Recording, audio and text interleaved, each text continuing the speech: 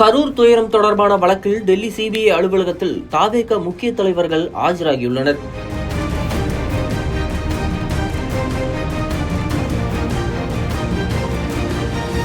கடந்த 2024ஆம் ஆண்டு கட்சி தொடங்கிய நடிகர் விஜய் வரும் 2026ஆம் ஆண்டு நடைபெறவுள்ள சட்டமன்ற தேர்தலை சந்திக்கும் வகையில் தமிழ்நாடு முழுவதும் சுற்றுப்பயணம் மேற்கொள்ள திட்டமிட்டிருந்தார்.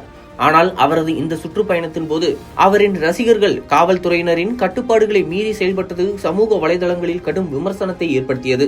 அதன் உச்சமாக கரூரில் நடைபெற்ற நிகழ்ச்சியில் ஏற்பட்ட நெரிசலில் சிக்கி 41 பேர் உயிரிழந்தது தமிழ்நாட்டை தாண்டி இந்திய அளவிலும் அதிர்வலைகளை ஏற்படுத்தியது.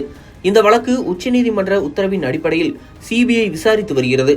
கரூரில் துயரம் நடந்த பகுதியில் இருந்தவர்கள், பாதுகாப்பு பணியில் இருந்த காவலர்கள், ஆம்புலன்ஸ் டிரைவர்கள் ஆகியோரிடம் சிபிஐ அதிகாரிகள் நேரில் விசாரணை நடத்தினர். மேலும் தாவேகா பொதுச் செயலாளர் ஆனந்த், ஆதவ் அர்ஜுனா, கரூர் மேற்கு மாவட்ட தாவேகா செயலாளர் மதியழகன் ஆகியோரிடமும் கரூர் சிபிஐ அலுவலகத்தில் வைத்து விசாரணை நடத்தப்பட்டது.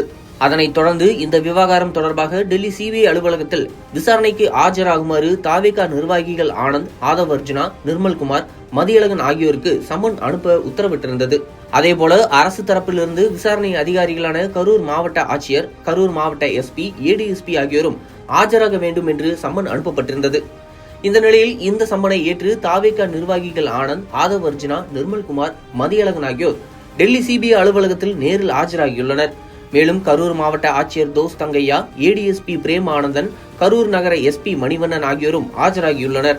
இந்த விசாரணையின் போது சிபிஐ தரப்பில் என்னவெல்லாம் கேட்கப்பட்டது, எவ்வளவு நேரம் விசாரணை நடத்தப்பட்டது என்பது குறித்தும், தாவேகா நிர்வாகிகள் தரப்பில் என்னவெல்லாம் பதில் கூறப்பட்டது என்ற தகவல்கள் அடுத்தடுத்து வெளியாக உள்ளது.